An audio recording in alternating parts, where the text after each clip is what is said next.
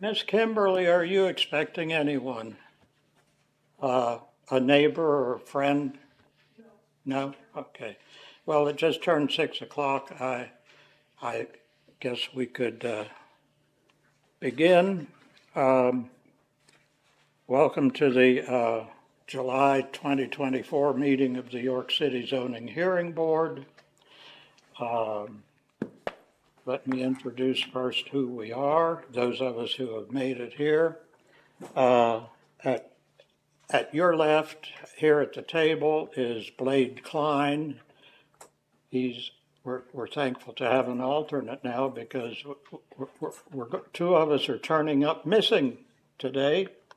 Corey Carden, Sina Jenkins is our vice chair. I'm Franklin Williams. I chair the board right now.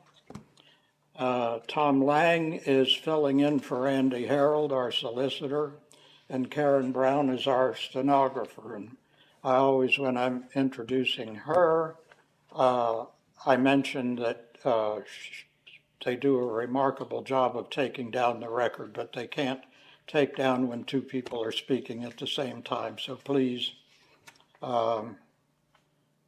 wait your turn. You'll get a chance. Monty McMillian, you probably met. He was at the Planning Commission, as many of you were Monday, week and a half ago. I think almost everyone here knows how we operate.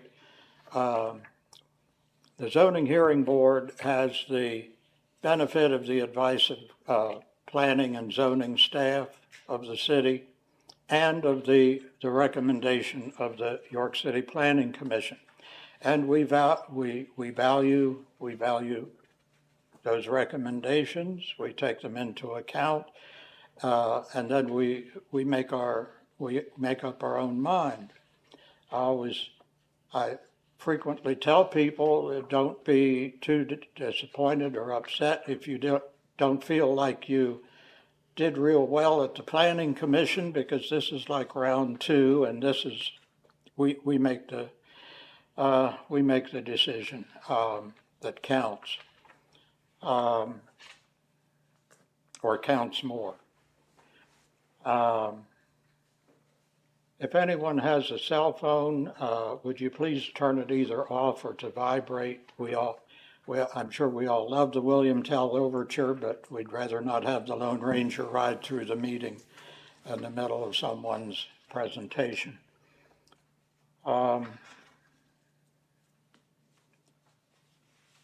think most of you have been through this process before. When we introduce your case,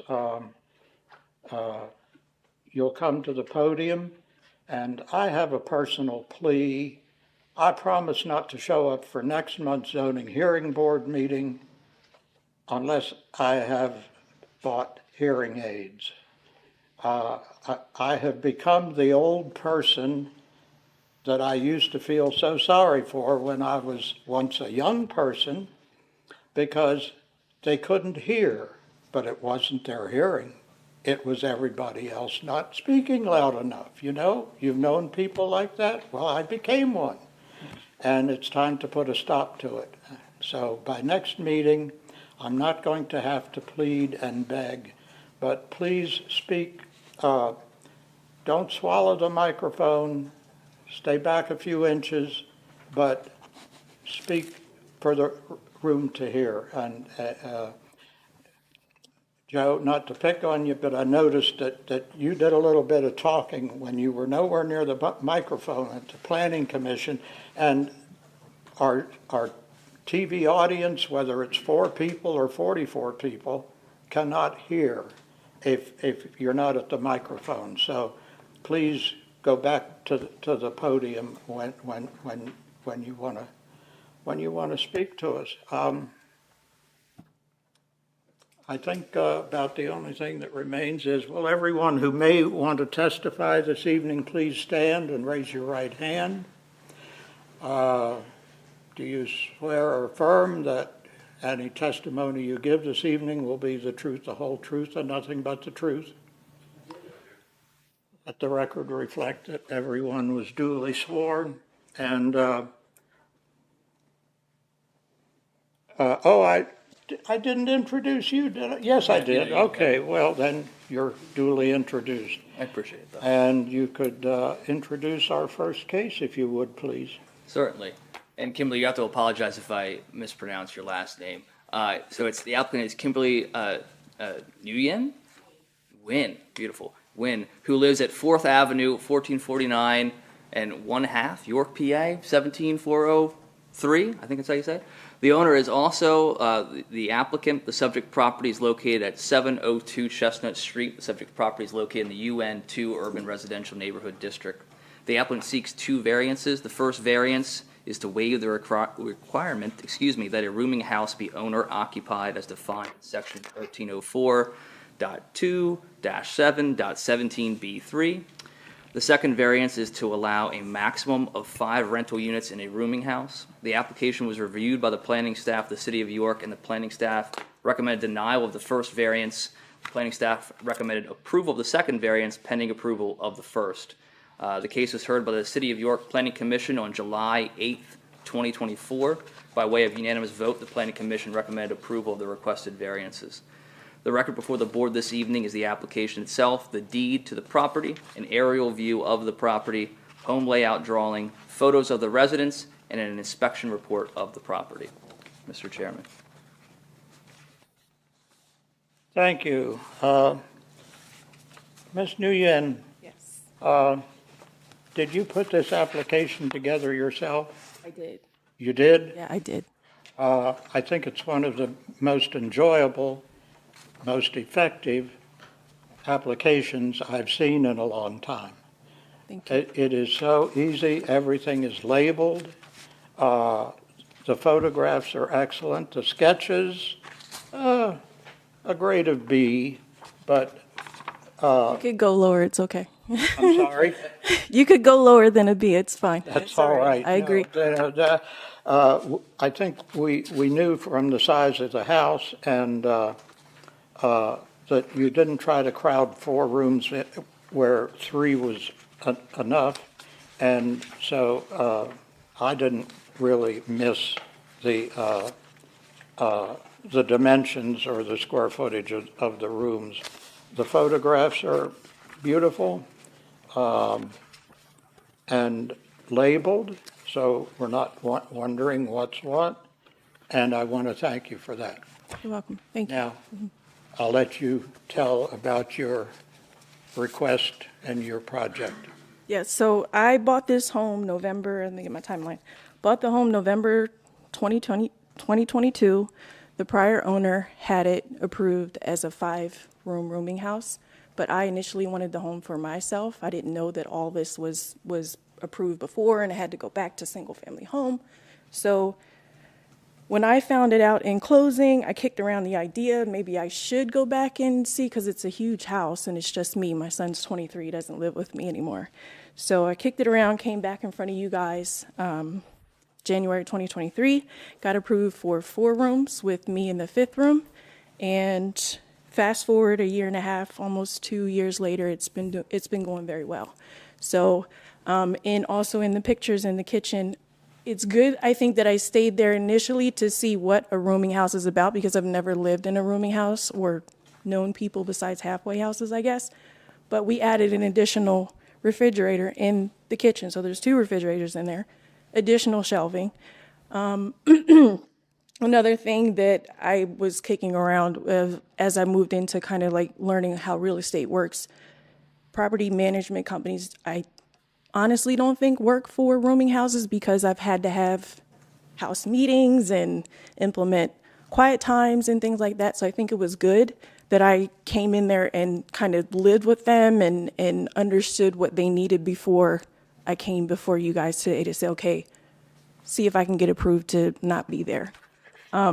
So anyway, so fast forward, the opportunity arose for me to move out and live with my boyfriend of 5 years, which he lives around the corner. He lives closer to, not that it matters, but he lives closer to the old Memorial Hospital, so I'm not far from there. But if this were to be approved today, the plan is for me to move out and not live there.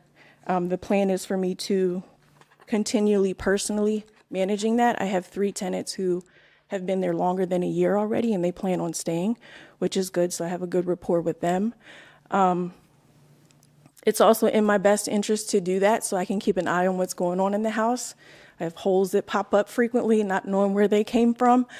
So it's good for me to still be in touch with what's going on and collecting the rent and things like that, keeping my ears to the ground.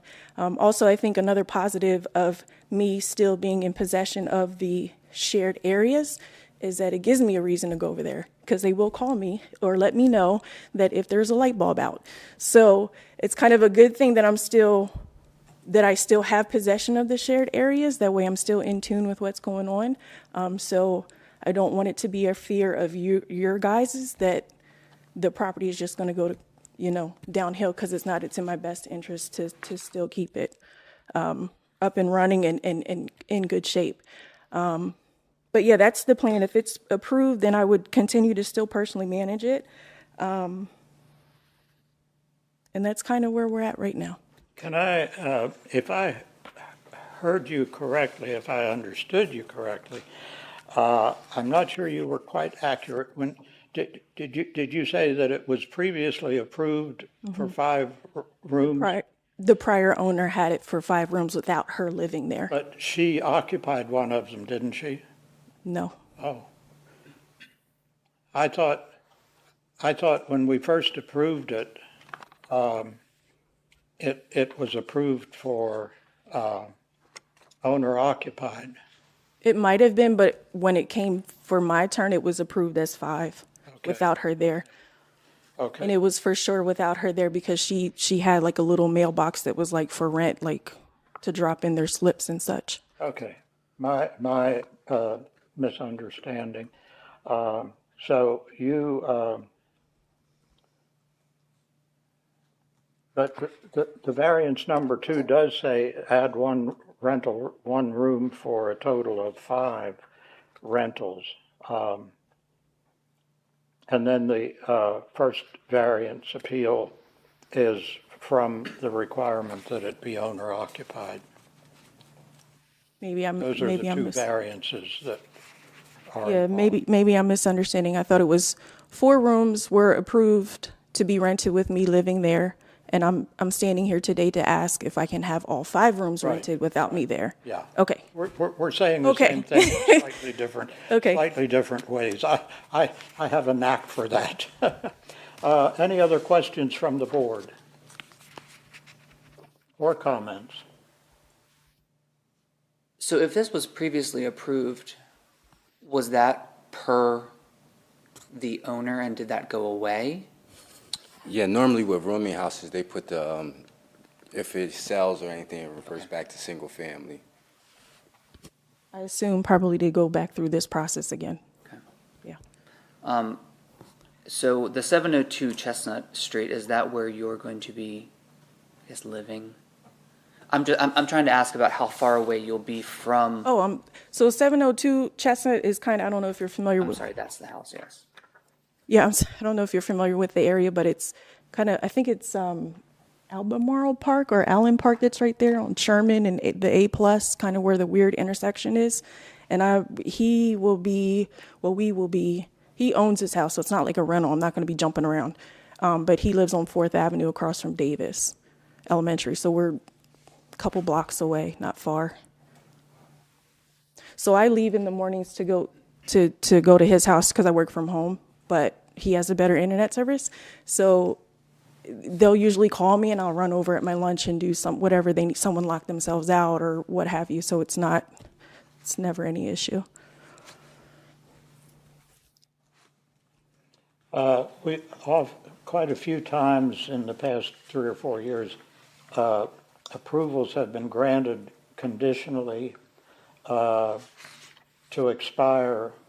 Normally, a zoning decision goes with the property, but if we feel that the request is a little bit iffy, but with a good applicant, a very good applicant, we asked them if they would be willing to accept approval to terminate if or when they sell the property. And I believe this was probably the case here.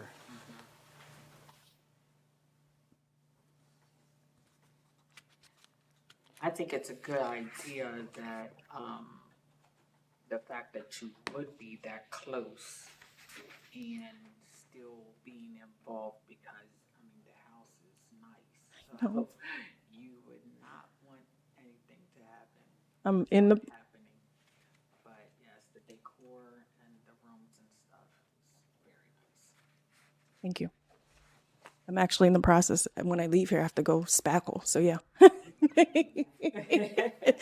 But yeah, to your comment with the room size, they all have full-size beds and they fit just fine. No problem. Would someone like to make a motion in this case? In the case of 23-2024-Z-V for 702 Chestnut Street, I recommend to approve of a variance that the building shall be occupied by the owner of the property as found in section 1304.02.7.17 for that property in the UN2 zoning district. Do we want to add that that's Is there a conditional? second? Do we want to add that that's conditional to the sale of the property? If we would just- Would you be agreed to that condition? Yeah, most definitely. Will you amend your motion? Okay, I amend my motion that, to show that, the property would go back to, their original status upon sale of the property. I'll second that. Unless the purchaser applies for zoning approval, as you are doing. Understood. Okay, it's been moved by Ms. Jenkins, seconded by Mr. Carden to approve the variance to the requirement that the property be owner occupied. Calling for the vote, Mr. Klein? Yes. Klein, aye. Mr. Carden? Aye. Carden, aye. Ms. Jenkins? Aye. Jenkins, aye. And Williams, aye. I recommend to approve of a variance to add a fifth room to an existing four-room rooming house as found in section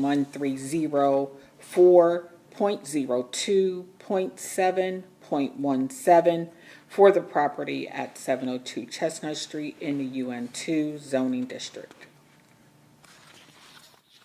I'll second that. It's been moved by Ms. Jenkins and seconded by Mr. Carden to approve the variance to allow a fifth rental room. Calling for the vote, Mr. Klein. Aye. Klein, aye. Mr. Carden? Aye. Carden, aye. Ms. Jenkins? Aye. Jenkins, aye. And Williams, aye. Thank you so much, everyone. Thank you Good luck. very much.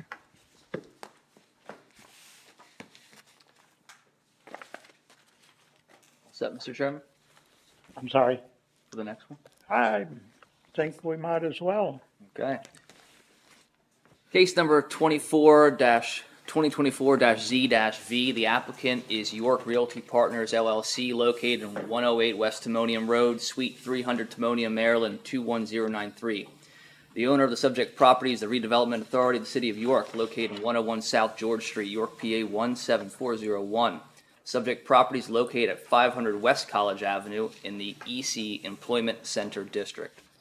The applicant seeks a variance to allow a multifamily complex dwellings at the 500 West College Avenue location, a use not provided for. The application was reviewed by the planning staff of the City of York. The planning staff recommends approval of the variance for the multifamily dwellings in the EC district. The case was heard by the City of York Planning Commission on July 8th, 2024, and by way of unanimous vote, the Planning Commission recommended approval of the requested variance. The record before the board this evening consists of the application itself, a narrative of the project, an aerial view of the property, and a plan of the project. Mr. Chairman. Thank you. Ms. McNeil?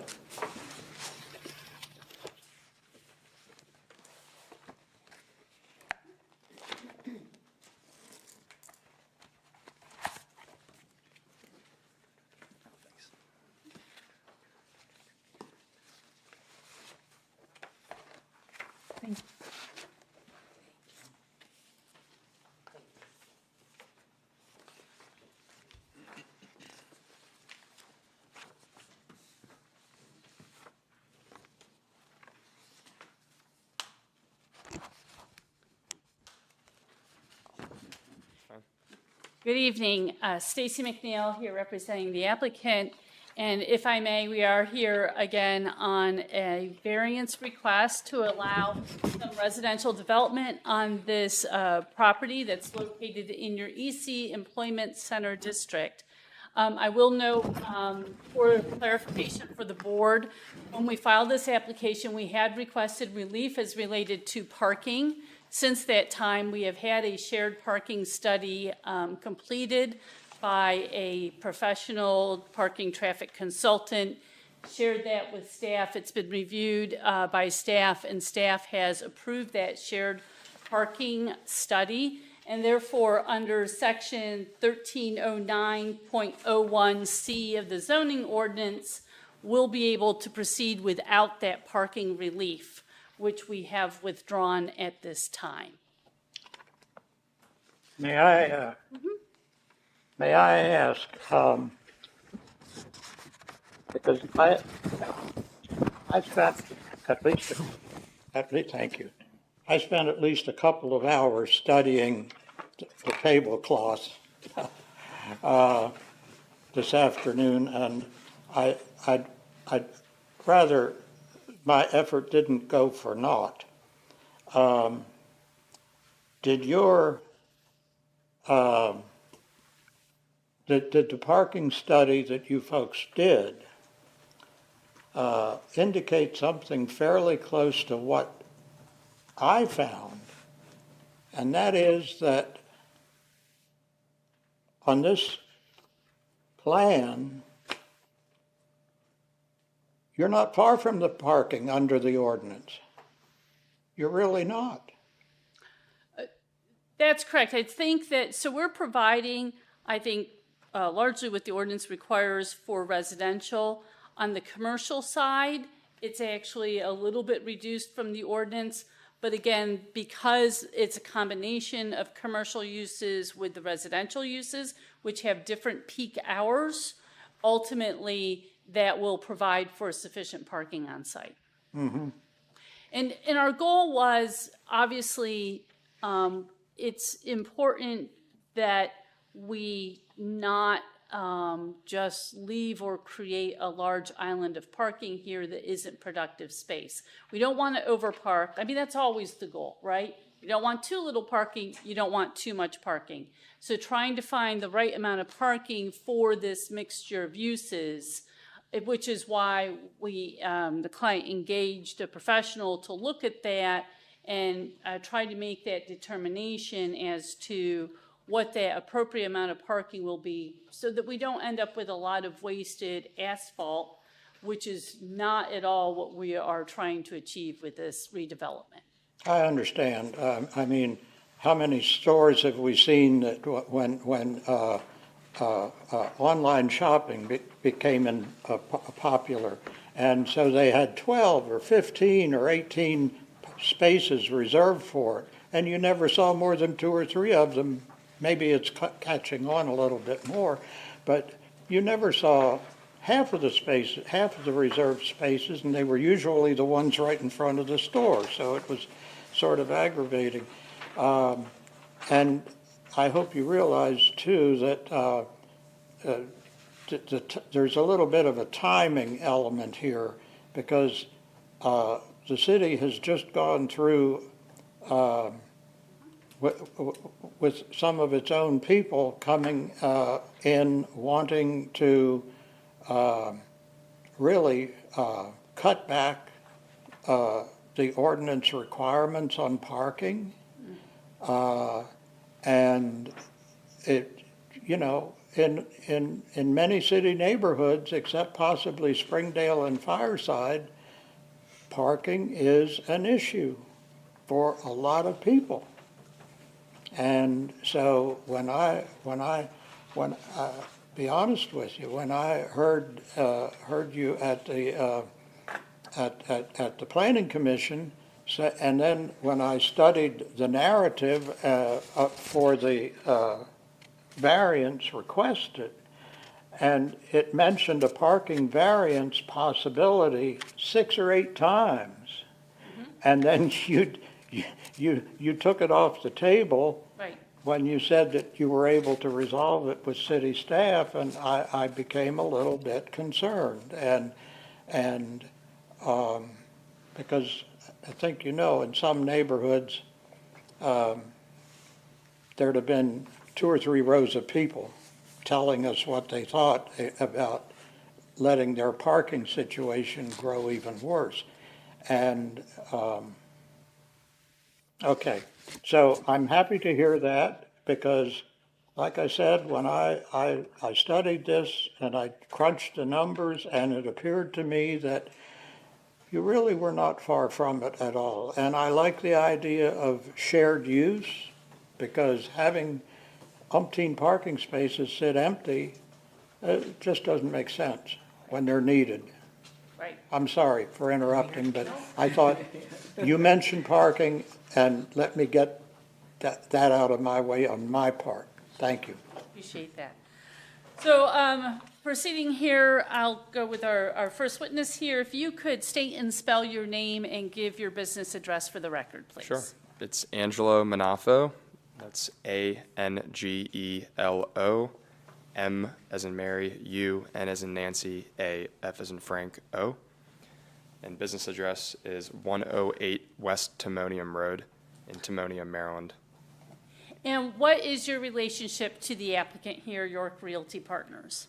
So myself and my father are the managing partners of CAM Development, which will be developing the property in conjunction with Knight Street Capital. And CAM and Knight Street are the managing partners of York Realty Partners. And does York Realty Partners have an agreement to purchase this property with the Redevelopment Authority of the City of York? Yes, we do. Now, as part of entering into that agreement and prior to getting to this point in your process, have you done any sort of historical research on this property? Yes, so we actually first engaged and started studying this property about 2.5 years ago. We first came on tours and started doing our due diligence, made offers to Dentsply to acquire the property directly, and then the kind of acquisition took its course and then ended up becoming a sort of partnership with the Redevelopment Authority. But as far as the history of the area and the property itself, our firm we are historic redevelopers. That's kind of our niche, is taking large old abandoned industrial complexes and converting them into mixed-use complexes, typically, that are housing-driven. And so we always go through the historic tax credit process. In this case, the complex falls just outside of a historic district. So as part of our due diligence, we ended up engaging with a historic consultant, and us coupled with them did a lot of extensive historic research to prepare to nominate this property to the National Register. And then just a month or 2 ago, we submitted a Part 1 application to the National Park Service. And the Part 1 application is basically the statement of significance. And so we compiled an 18-page research report for that, had 94 citations, and we tapped into a bunch of state, local, and federal historic archives to do our research on this site and the surrounding area, kind of crafting a whole narrative and a synopsis of what took place there and the historical significance. And so specifically the resources we looked through were the York County History Center, the county archives and libraries, the City of York Bureau of Permits and Inspections for historical plans and plats, the PA State Archives, the New York State Archives, because that was where the Dennis Supply Company was technically registered and founded. And then we also talked to folks at the company themselves for any historical materials they might have and artifacts. And then we also were able to go down to DC and get a company history book scanned that they had published in 1999 that basically went through the whole history of dentistry and that property. And through all this work that you did, what did you learn about the history of this property and the neighborhood in general? Well, clearly, from the onset, and I guess 1908 is when they planted their flag there, the Dentist Supply Company basically started a vibrant community. It was a much more rural area initially, and when they began building this factory, which became the largest manufacturing location of dental supply products in the whole world, and they moved their headquarters down there a few decades later, it kind of created a factory town kind of environment surrounding the campus. So both on the grounds of the property and in the neighborhoods to the north and west and east, really it seems like that presence, that business really grew that portion of the city. So we learned a lot about the community that was there, and clearly it was a very much active space. And they had up to 2,000 employees, I believe, at their peak on different shifts rotating. So, but really we saw the property as somewhat of a gateway to the city from Spring Garden Township. Obviously neighbors with York College, sharing a property border in the center of the creek with York College. So we began engaging with them just to meet their leadership. We had some meetings and asked about their needs, possibly, whether that be incubator space. We know they have the Knowledge Park, but also potentially some further academic space. We talked about potential fab labs or places they could work on robotics and 3D printing and programs they'd maybe like to expand in the coming years. So we're keeping all that in mind as our development plans going forward. And then just also hearing about their kind of housing needs and the student body makeup surrounding that campus, wanting to be good neighbors to them. And really what we kind of learned was that this property with its 17 plus acres and 20 some parcels in total really has the opportunity to create a live, work, play place where people can both reside, have a place to recreate, some places of employment, or whether that be destination retail, or actual nonprofit office space or other small businesses, mom and pops. We kind of saw that with the multiple buildings, multiple different types of buildings, that there was a nice opportunity to create and foster kind of a village-like atmosphere, which we've done at some of our other complexes. We have one property in Lancaster, PA that we're about 2/3 through construction on, the Staley Silk Mill conversion. And then we have a couple large mill complexes in Rhode Island that are a similar makeup in terms of size and square footage and uses to what we hope to do at Dentsply. And obviously we've done some things in Baltimore as well, myself being from that area.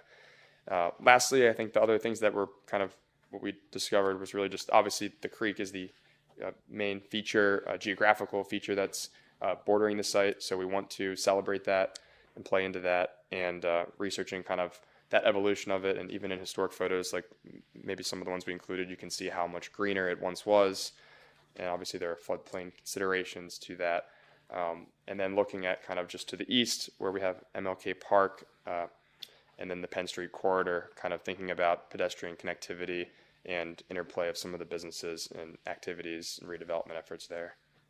So I'm going to show you what we've marked as Applicants Exhibit 1, which is a multi-page exhibit. And I believe these are some of the historic photos that you found through your research, and that show kind of a progression to some extent of the site. We don't have to spend a lot of time here on this, but just wanted the board to see and get your thoughts on kind of what we're seeing with this progression of photos. Yeah, and you can even get a sense of kind of the community that existed here with the company baseball team, having a large industrial leagues team on the west side of Grantley, which is now where 550 and 570 College Ave and the expansive parking lot are located. And that would be the third photo, yeah. I think, in this packet. And it's amazing how many people were both spectators and playing there, and then the photo of obviously employees lined up outside of the facility. That was, I guess, when they had 1,000 employees, and I think it extended quite a lot from there, even from the research and articles we found. And then looking beyond that, I guess it's kind of the end of Exhibit 1 and going into Exhibit 2, and relevant to our request here for the variance for residential, is the historic photo in black and white. There is an aerial photo, and you'll see the main prominent building, 500 West College, the brick kind of E-shaped building. To the left of that, you'll see the sawtooth roof-shaped building. So it's got those jagged, triangulating roofs, 4 pitched roofs with clear story windows there. And that building we do hope to restore, and national parks would like us to restore that facade back to its original grandeur with the windows and everything. But beyond that, you see the Cadora Street neighborhood, obviously a historically black neighborhood that was effectively seized by eminent domain with poor compensation, somewhat unjustly. And as Dentsply kept expanding and expanding and expanding, I guess that was just the thing that happened at that kind of time, as that folks caved to the big business interests and employment and economic activity and disenfranchised those residents. And so you can see those row homes abutting against what on our site plan we label as Building 4. It doesn't actually have an address, a street address yet. It's going to have one. But so those backyards backed up to that building. Eventually, those were demolished in the kind of far left north, kind of top left of frame. All of those houses were demoed to build 470 West College Avenue, the 3-story windowless building, and then the parking lot beyond that was also all neighborhood, which you can see on the following page. So that's applicant's exhibit 2. Is this kind of that aerial view, but also showing lot lines of the homes that were lost? Correct. And I believe it was 50 to 60 different lots, some of which are even hard to see on the left-hand side of that page because there's a building overlapping most of it. But you can see in all the empty space that was created, and we're left with kind of this almost suburban-like condition as it sits currently with the wasteland of parking lots, which we hope to densify. And even beyond this, is it your understanding that Dentsply continued to acquire homes whenever possible in its vicinity and demolished homes? And obviously, I understand from their standpoint, looking to make sure they had room for expansion into the future, but leaving basically vacant spaces in this area where there used to be homes. Correct, yeah. To the north side of West College Ave, there are about 12 to 14 scattered site lots that still have the shape and dimension of a traditional row house lot that have just been raised long ago by Dentsply. At one point, the company planned to build a dentistry school there, right across from the front of 500 West College Ave. So they were trying to establish an assemblage and an entire block. And I guess there were some holdouts, some residents who didn't want to go along with that plan. And so we were kind of left with this patchwork quilt, unfortunately, in the area to the north of the campus. And they never really did anything with those lots other than cut the lawns. So that, what you're referencing here is on applicant's exhibit 3, which is a larger tax map. And so some of these, for example, if I look at kind of the middle left of this, 57, 65, 54, 53, Dentsply then went and used as parking. Sure, yep. But some of these also, like 45 and 46, as you mentioned, are just left vacant parcels. And to the east of that, and there's also plenty out of frame further to the east as well, which you can kind of see on the next page, Exhibit 4, that aerial. Really anywhere that you're seeing just grass. There's the tower on the main historic building there. Across from that, you have about 6 or 7 different parcels alone in that front block bordering the large parking lot on the northeast. And so part of what your goal is here is to bring back to this property some of this residential component that was lost. Correct. Yeah, we want to effectively restore that neighborhood and the entire residential character of the area. Moving to applicant's exhibit 5, which is, again, a multi-page exhibit with a variety of photos. Are these photographs that show just an example of some of the exterior and interior of the buildings as they exist today? Correct, yeah. The purpose of this Exhibit 5 was to both show surrounding context, the creek, which we intend to establish connections to and incorporate as a important feature of our property, but then just from all the different varied facades through the eras of architecture and construction types, as well as all the different interior photos kind of give a sense of the variety of interior conditions that exist there now, most of which was a mix of either very obsolete 70s and 80s style office space, with a lot of which had the kind of faux wood paneling and just kind of ceiling grids which are sagging, warping, some water damage in a lot of cases, a lot of old kind of ratty carpet and the usual. So our intent is to kind of preserve any historic features, whether that be wood trim, whether that be, of course, the columns, beams, everything in the main historic building that is significant, and then kind of prepare that for new use. And are there challenges to this redevelopment site? I mean, obviously there are some, but can you just give us the high level of what some of those challenges are? At a very high level, with any historic rehab like this, there's just a lot of unwieldy conditions, a lot of unique conditions. Nothing is cookie cutter throughout the property. So from a design and engineering standpoint, it adds a lot of layers of complexity to the systems you put in there. In our case, the unit layouts and just how we kind of tackle the different rooms that are there. So, and there's a lot of other elements that just kind of add some complications to what you can and can't do with a historic property. Other elements of note to the site in general that are kind of challenges is the environmental aspect of it. I would consider this a brownfield. So Dentsply had completed a phase 1 and a phase 2 before selling the property, which did have some recognized environmental conditions, some of which are typical in a lot of historic properties that we encounter, whether it's lead paint kind of throughout interiors, asbestos in certain areas, tile, window caulk, other things that are going to drive some costs. But we have started on certain bidding processes and have some grant applications into the state to assist with that. We've actually already engaged DEP and submitted for the industrial sites reuse program on that front. But and then there's some exterior ground conditions that we're examining as well with additional borings and test pits.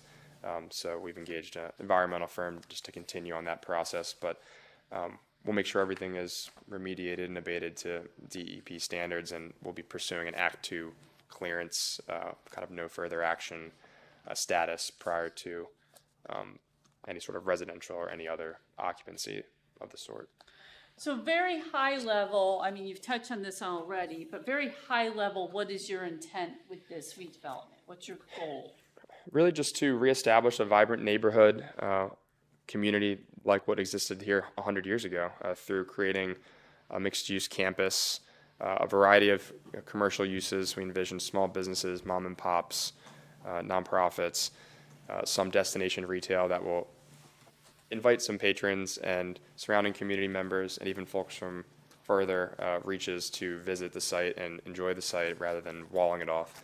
And mix that together with a residential component to really thrust a lot of life, activity, street presence, pedestrian presence, and vibrancy back in these old buildings. And I guess the last kind of main point in terms of goals would be connections to the natural environment, whether that be parks or the greenway that's forthcoming with the trail. Okay, and with this residential component that you intend within the existing structures, I think you did mention you do have experience with this type of adaptive reuse of existing industrial structures. And about how many, what's the maximum number, I guess, of residential units that you're proposing with the existing structures? So we've engaged in a series of test fits, which have then evolved in specificity as we as-built it and measured every room within all the buildings, advanced those to concept plans, and have gotten through schematic design. Now have engaged mechanical and electrical and plumbing engineers, so we've just started our design development plans.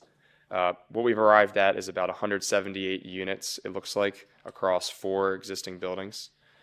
For the residential component for the adaptive reuse. And can you describe generally what you're anticipating with these particular types of units? Yeah, so those units will be, generally speaking, workforce housing is our goal, to keep them at a price point that's attainable for a typical worker within the city and surrounding area. Majority of the units will be 1 bedrooms, but larger one-bedrooms than you might see in a typical new construction product out of the ground. So we do have a handful of one-bedroom dens in there as well.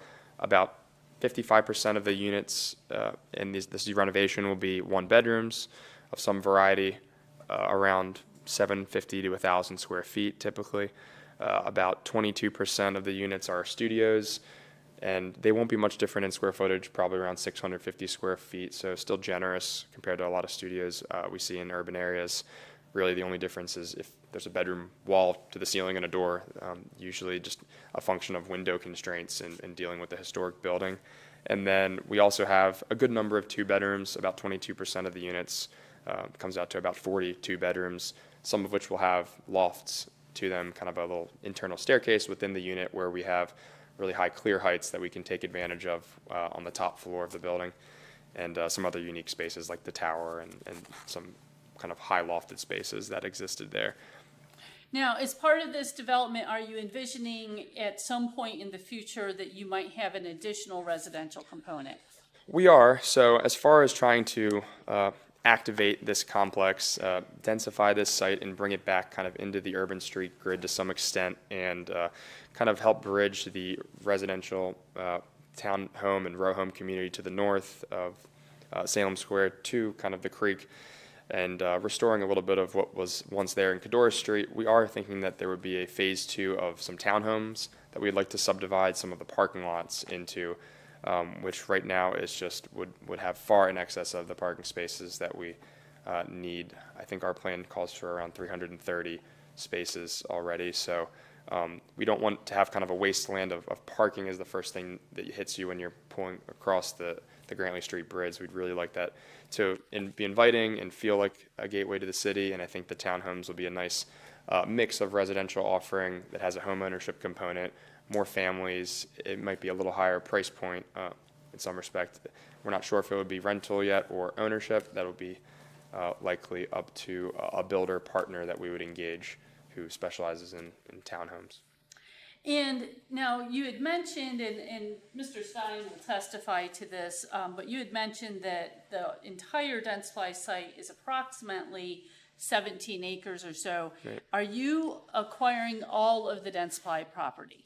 So we will not be retaining ownership of the entire thing. There are about 12 scattered site lots on the north side of West College Ave that we intend to effectively donate or allow the redevelopment authority to retain under their ownership for being redeveloped as a more of an affordable housing product on those 12 building site lots.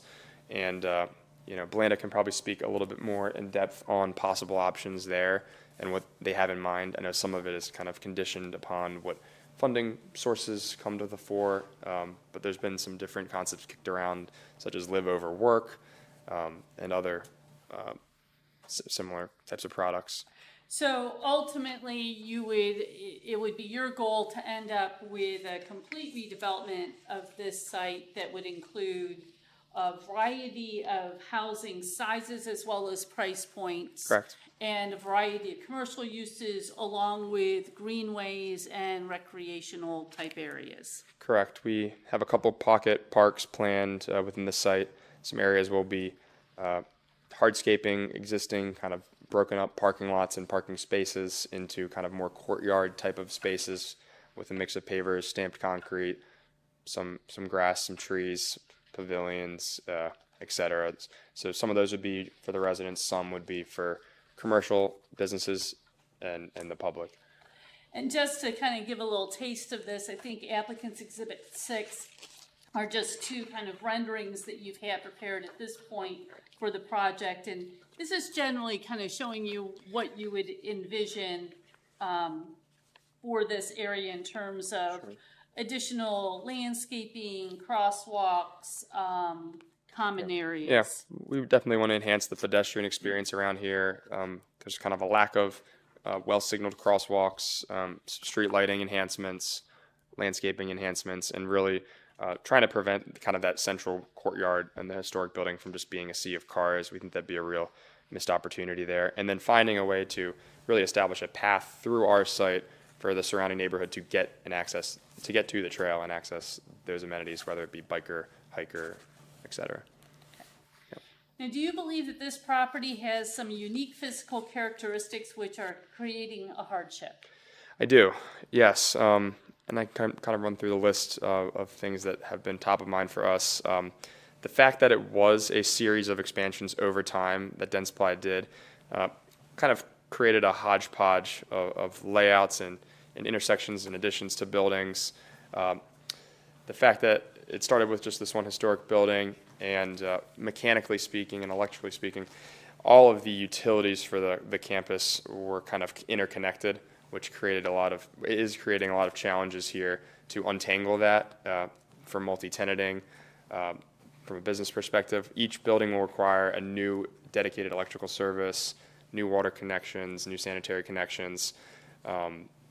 We can't kind of keep it fed from that old campus main switch, which was actually down by the Grantley Street Bridge. So we've been untangling that, and just anytime you have a series of expansions over time, it's kind of, act first, think later. So that's created some unique conditions, needless to say. The custom build out and just layout of the buildings themselves, both from an exterior standpoint and an interior standpoint, was quite custom to their operation. I mean, it was a corporate headquarters, so anytime you have these user buildings, they're really designed with one user in mind, not with general applicability to other office or commercial uses. So just the amount of equipment, where power was located, disconnects, how custom where their servers were and their various machines, none of that really has any value for other businesses going forward. It's pretty much a complete scrap and start over, which leads me to kind of this general concept of functional obsolescence, really, for a dated facility like this, especially for the biotech industry, which they effectively were in. For a modern life sciences company, they couldn't use a campus like this and lease a campus like this without, at a minimum, completely gutting the buildings, but probably with the various codes nowadays in terms of like the draftiness of that historic building, a lot of the other just characteristics of it, they couldn't plop an operation down there with clean rooms and other things. Dentsply could do what they were doing to some extent, but even so, I think there was a reason they had to kind of leave it at some point, because it was so costly for them to try to maintain and retrofit for what they were doing. And I think their activities there had really become more limited to some equipment servicing, storage, some admin, but it was less of the kind of higher end life sciences and biotech. They're just unwieldy historic structures. And leading into another hardship of the property really is the historic constraints, and abiding by the State Historic Preservation Office's guidelines and NPS, the National Park Service's guidelines. Residential makes it more possible to restore and preserve a lot of the integrity of the structures. It's a lot less invasive than most commercial or other industrial uses. Just for instance, you can leave certain elements exposed rather than having to have drywall hard ceilings throughout. With mechanical hidden, we can have a lot of things exposed, whether that be walls, flooring, ceilings. And then last thing I would really mention on this point is the fact of the landlocked nature of the property, especially with the southern boundary there. So there's a U.S. Army Corps of Engineers easement that intrudes upon the property quite substantially into the south end of the parking lots there, as well as a floodplain that creeps into the property. So in establishing our new mixed-use plan, we really had to navigate those constraints geographically. And also just the sheer size of the property means that certain areas of the property really aren't even accessible by a road network other than an internal road that we would be required to create to get to there. So certain areas just don't have street frontage given the expanse of it. And do you believe that this relief that you've requested is necessary to make reasonable use of this property? Yes. And were any of these hardships created by you? No. And again, I think you did a little bit already, but can you describe the existing neighborhood? Sure. So obviously we have the Salem Square neighborhood to the north of the property, a working class family neighborhood. You can tell it's a tight-knit community there. In all my visits to the site, you see lots of kids coming and going to school, with their moms and older siblings. So we do see a lot of pedestrian activity in the neighborhood, families, clearly a working class, vibrant community. And do you believe that if this variance is granted, it will have any adverse effect on the neighboring properties? I do not. And do you believe that this is the minimum variance that you need for relief? Yes, I do. Correct. Is there anything else that we missed that you want to share with the board before we would move to Mr. Stein? No. Does the board want to ask questions of Mr. Manafo at this time, or would you like to hear from Mr. Stein and then ask questions of them both?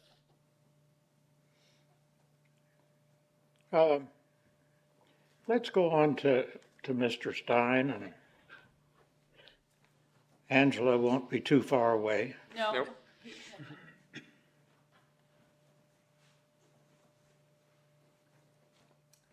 Okay, can you give your name and address, please? Sure. Joe Stein, Joe-Stein.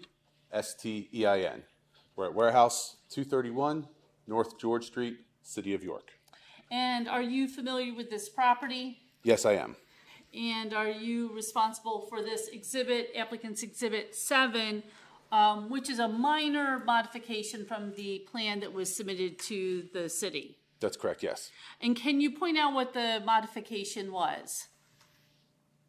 I believe it was just adding zoning data to the top Yes, of correct. the plan. Yes, at the top, we have added information regarding impervious coverage, building height, and parking counts as it pertains to the zoning ordinance. Okay. And do you know how much acreage is involved in this project? So specifically, the area of interest that we're looking at is approximately 13 acres. And how many existing parcels are encompassed by those 13 acres? 15 parcels.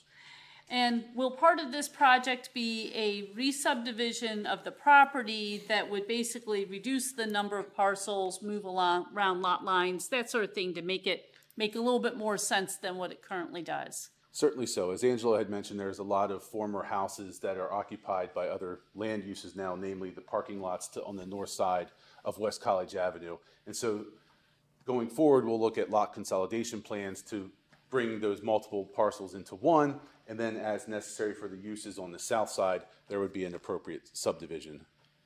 And can you confirm how this property is zoned? It is EC Economic Center in the City of York. And can you generally describe from the plot plan, just point out the existing structures on site, with particular note to those existing structures that are proposed for residential redevelopment? So using the exhibit to help orient you, West College Avenue is in the middle of the drawing, and coming from the bottom center, you have Grantley Road. The existing buildings are located adjacent to the south side of West College Avenue, beginning with 500, 550, and 570 as you work from east to west. And those will be the buildings that are prepared for residential use. And with this redevelopment, will the impervious coverage of the site actually be reduced? It is. So we are proposing with the revised parking lots to ensure that we have the most efficient parking, but then that we also add a green component to those, adding some islands, breaking up those large expanses of parking that currently exist. And so right now, I think the property is non-conforming as to impervious coverage. That's correct. In the EC zone, the maximum impervious allowed is 80%, and we're currently at 84%. And do you know if the reduction will bring that under that 80% allowable? Preliminary calculations show it coming in at around 77%. And it also appears that there's some other dimensional nonconformities on site, particularly setbacks with some of the older buildings.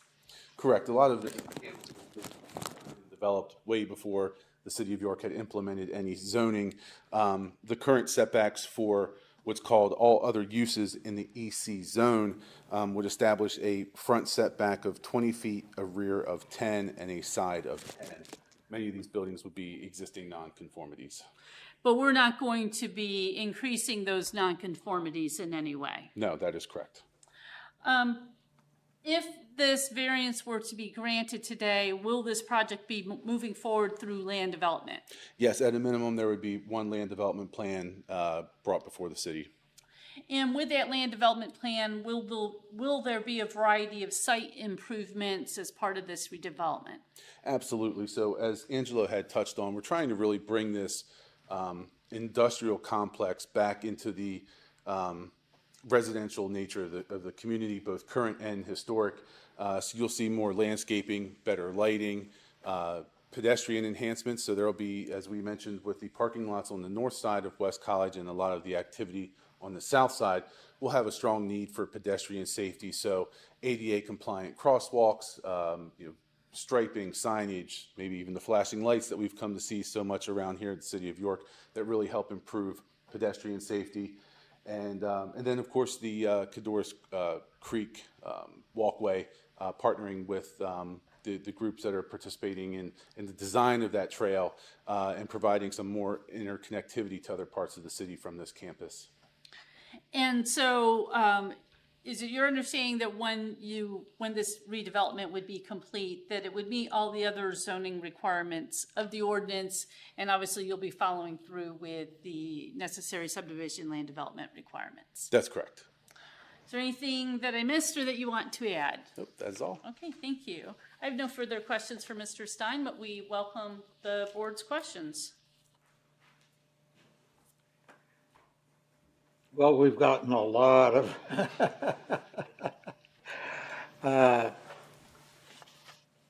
I'm very impressed. In context, I think, as I recall, Chairman Johnson over at the Planning Commission, I think his parting words to you all were something like that he had been involved in some sort of similar project. He indicated, and he said, "You've got your work cut out for you." And I mean, these buildings look so substantial, but turning them from what they have been for years and years into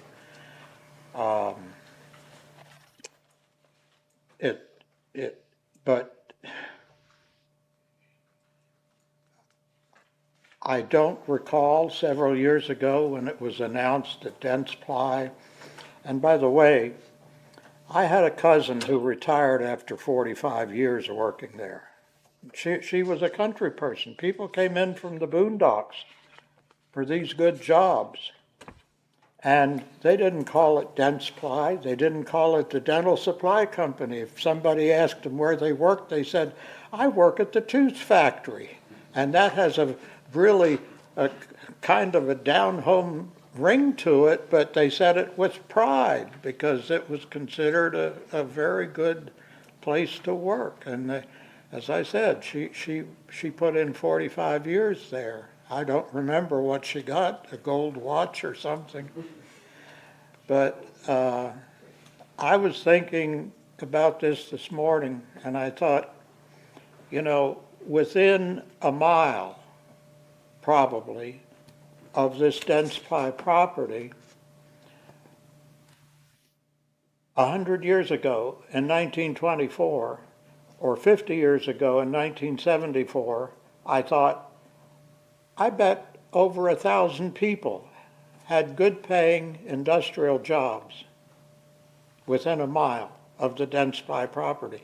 And then in your handout with those photos, it said soon after they opened, in a rather big way, they employed 1,000 people. And a mile north or a mile west or a mile east were other companies that employed hundreds of people. And I'm not sure that we've replaced them with anything quite as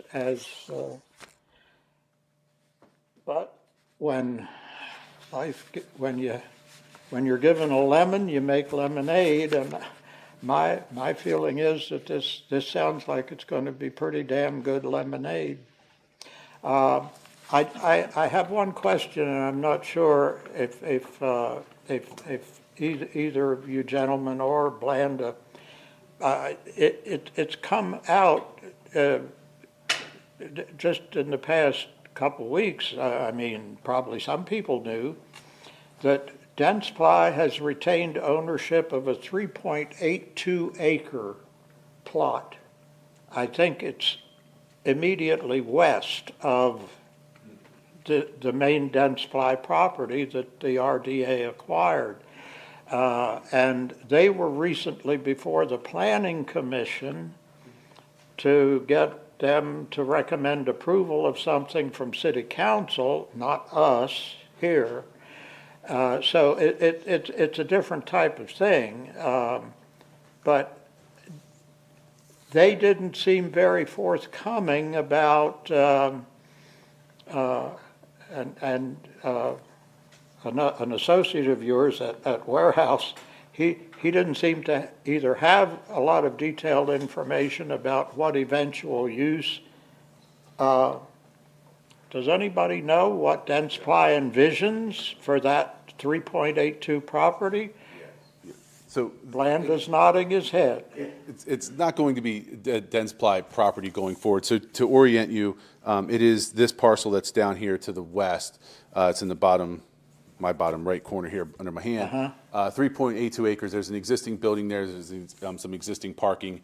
The potential buyer for that has contracted with our office to prepare a site improvement plan that would see a large parking lot for storage of personal vehicle that's in their collection to work on and do some other improvements with vehicles at that site. The item that was before the board most recently was a waiver request that was suggested on behalf of staff to forego a land development plan and simply provide a stormwater management plan for the parking lot improvements.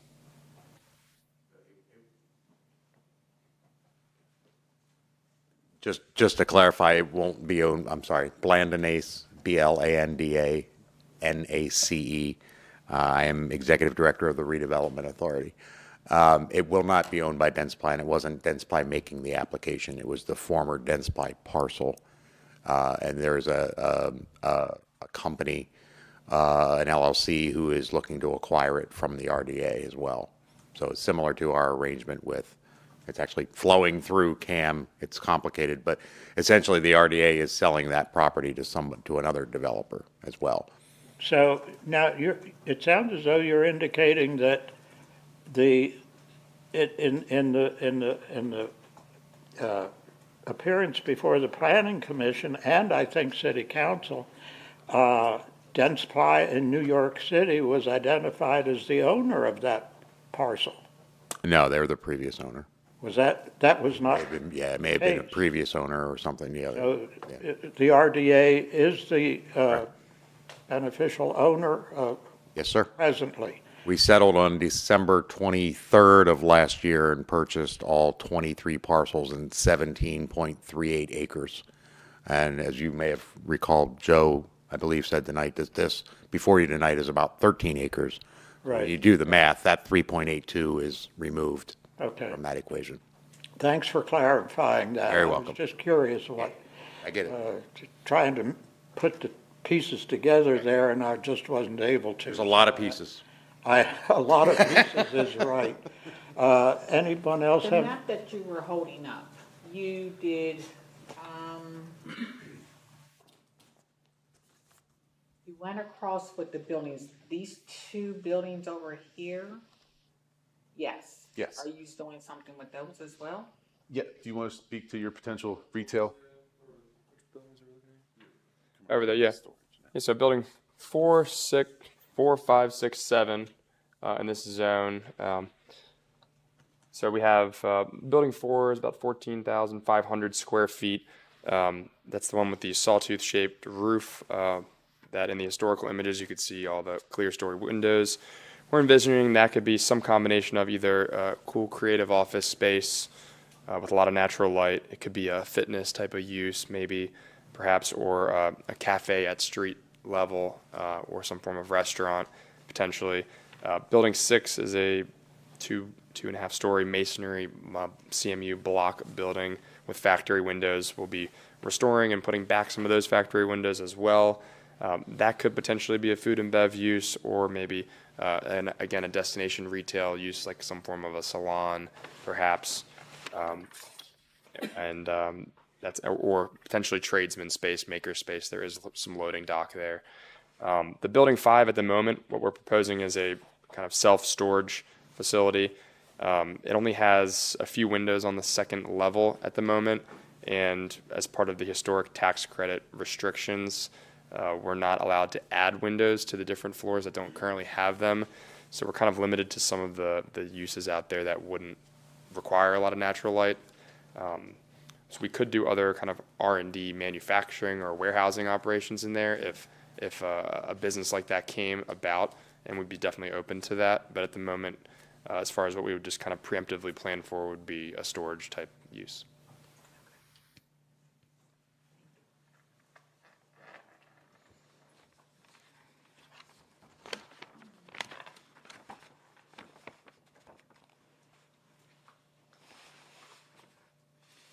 Questions, comments, gentlemen?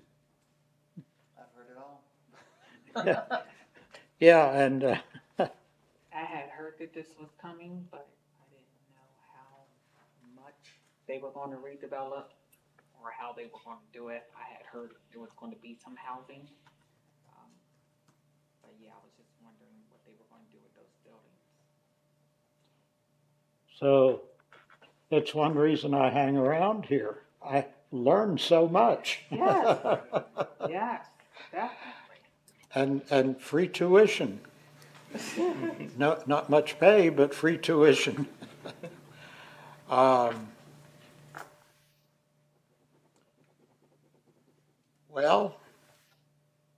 Godspeed. And I thought you might enjoy that little tidbit about, I work at the tooth factory. But I was impressed with how much you've spent a long time learning about the history of it, and I guess the mechanic told me a couple of weeks ago he can't get excited about working on my car unless he knows it'll be for my good. And I guess you can do a better job with the project once you develop some affinity for its history and okay. Our goal is always to retain as much as possible. Yeah. Our guiding principle with every little decision construction-wise that comes up over the course of the project. Try not to rip things out. And I know, Blanda, you put in hours and hours on this, hours and hours, and thank you for your hard work on it. If I may, I would like to make a motion in case number 24 dash. I'm sorry. Oh, sorry. Absolutely. That was so rude of me. Good evening. My name is Joseph Musso. I live at 43 North Duke Street in York. It sounds like a wonderful project, and I'm very supportive.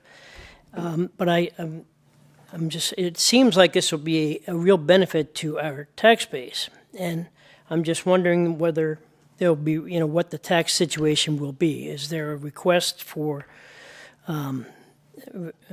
waiver of property taxes, or will this be a fully tax-paying project? I think it's critically important in this case, and it's just nice to know what the proposal for that is. Absolutely, very well put. And I was those questions were crossing my mind a little while before, but then I started to be a little bit overcome with emotion about Blanda. Can you speak to? Yeah, certainly. It is kind of the necessary evil right now during the ownership of the redevelopment authority. The properties are tax immune. So we are working with the developer to get them back into their hands as quickly as possible. And as they complete each phase of the project or each building, they will be transferred to the developer's name. So they will immediately go back onto the tax roll. They will likely apply for the LERTA exemption, which would phase in, they still pay the existing tax rate that's there. However, the change in assessed value is phased in over 10 years at 10% per year. So that program is a statewide program that York participates, the school district participates, and the county participates in order to encourage redevelopment and economic development. It's called LERTA. It's the Local Economic Revitalization Tax Assistance Program or Tax Abatement Program. This will likely go into that program. However, we all understand that the value of the property will be much, much, much greater. So there will be a short, brief period of time where it is off the tax rolls, but the return to it then will be much, much better than it is now.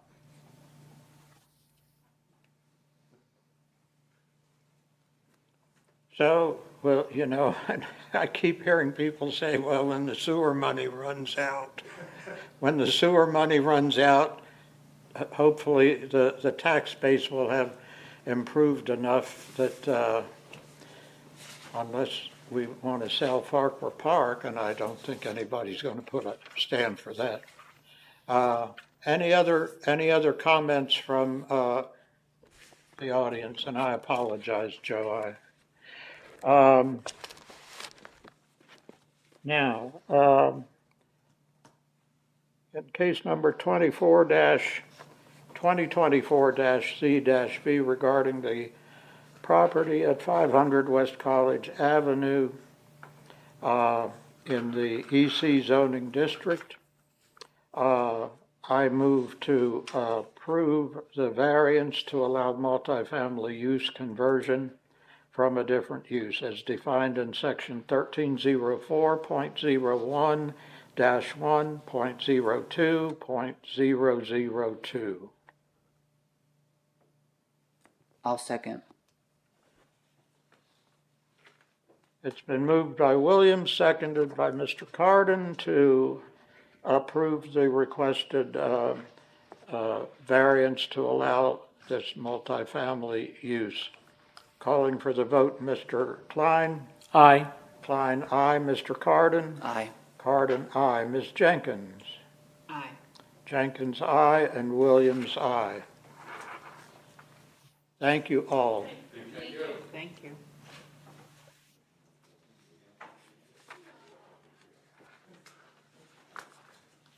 Chair? Yep. All right. Thank you. Last case for the evening is case number 25-2024-Z-V. The applicant is Mr. Joseph Musso of 43 North Duke Street, York, PA 17401. The owner of the subject property is Stephen Buffington of 3285 Hoff Road, York, PA 17401. Subject property is located in the 245 East Cottage Plaza, which is located in the MUI 1 Mixed Use Residential Institutional District of the City of York. Excuse me. The applicant seeks a variance to allow the property to be subdivided and to reduce the lot size and width of the property to permit a multifamily dwelling conversion from a different use. The application was reviewed by the planning staff of the City of York. The planning staff recommends approval of the variance for the reduction in lot size. The case was heard by the City of York Planning Commission on July 8, 2024, and by way of unanimous vote, the Planning Commission recommended approval of the requested variance. The record before the board this evening consists of the application itself, an aerial view of the subject property, a page of photos of the property, a redevelopment agreement, and a plan of the project. Mr. Chairman. Thank you. Mr. Musso. Good evening, everyone. My name is Joseph Musso of Musso Development LLC. And I am representing Mr. Buffington tonight. He has purchased two properties from the Redevelopment Authority. There is a industrial structure and one small residential structure on there, which I think we were before this board. Landa was nice enough to cover for me, and while I was couldn't make it. But the proposal is to subdivide off the residential lot here. Right now, the way it is there's 3 bays of a large industrial building. 2 of the bays are in one lot, and on the other lot is 1 bay plus this residential structure. So what we'd like to do is take the residential structure off of there so that the industrial building is all on one lot. The proposal is to develop that building into affordable housing. And in order to do that, obviously, we need to have the entire industrial building on one lot and be able to have just a residential lot. Now, when we do that subdivision, it creates a lot that is not up to the standards for lot width and lot area in that zone, but I would ask, so we're asking for a variance to that. But if you'll take a look at the tax map that I included in my proposal there, if you take a look at that, you'll see that everywhere surrounding this parcel is lots that are going to look exactly like the one that we're creating. So all of those parcels that are in that zone, they're all not up to ordinance standards. This would make, the 2 right next to this are the same size. The 10, 12 across Cottage Place, all the same size. So we're not creating a lot that is out of order for the neighborhood or the zone. But it is smaller in both width and lot area, according to the zone. So we'd ask that we can get a variance to that so we can move forward with the subdivision plan for this property, and then move forward with the development of the industrial building.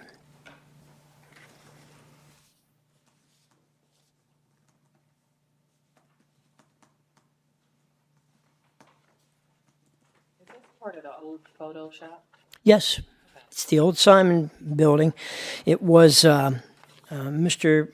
Buffington purchased it from the authority in January, I think, of this year. Put a whole new roof on it at a sizable expense. That was the biggest problem with the building, is the roof was just leaking in and ruining everything inside. I since have gotten a demolition permit for the inside from the city. We have that, and we're beginning a demo inside to get the building ready.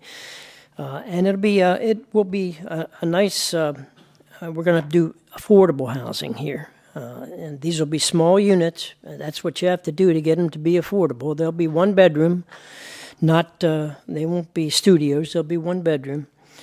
But we're hoping to have rents in the $750 range, which is affordable in comparison to where the rents have gone in this city. It's just crazy, and we feel this will be a great addition to the area. It's got parking there with it, so the variance will allow us to move forward with the subdivision and the development of that parcel. Obviously, the bank would not let us have develop money, would give us money when the development's on 2 separate properties and a residential piece attached to it. So this will really clean it up. I don't know why that ever happened that way. I think originally there was two bays to this building. They added a 3rd bay, didn't bother to, put it on the same lot. So that's where we are, and we're looking forward to moving forward with this.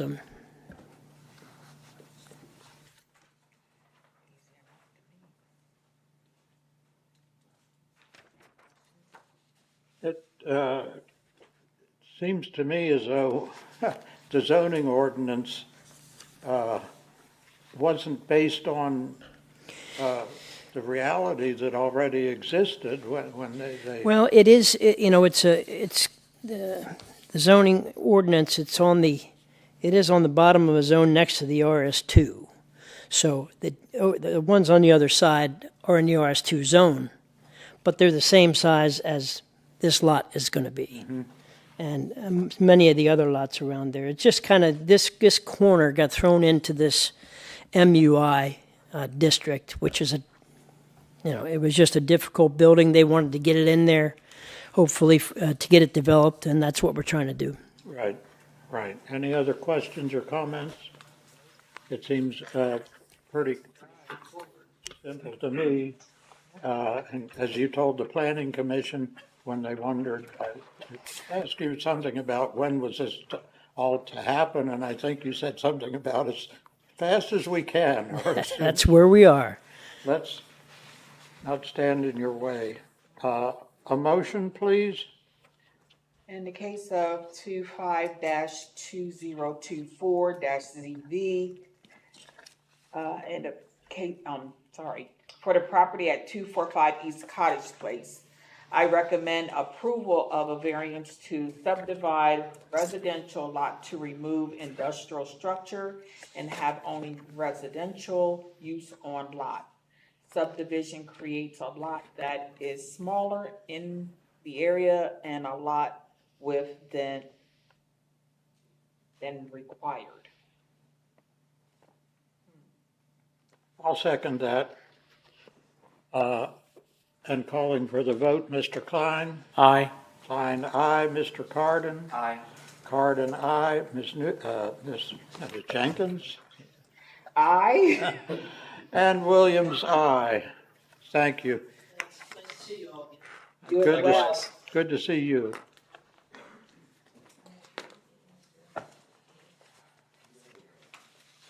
Are we adjourned, Mr. Chairman?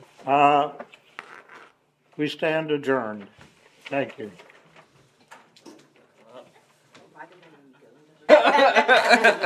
So I will tell her that you said the same kind of loving thing. I'm going to be in your office tomorrow morning, actually. Oh, yeah, I'll see you Me then. and my parents have a meeting with John. Oh, lovely. John's a great guy. I've known him about 30 years. Right. Here's up. Do you want this, or do you want me to give it to you? I can take it. Yes, honey, if it's- Yeah, I have one. Thank you. Get her. Everybody else,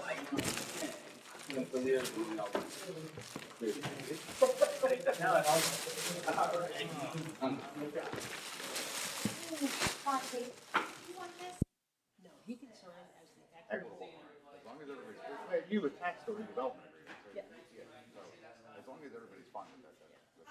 But then I'd like to do is really kind of tighten the screws and get him to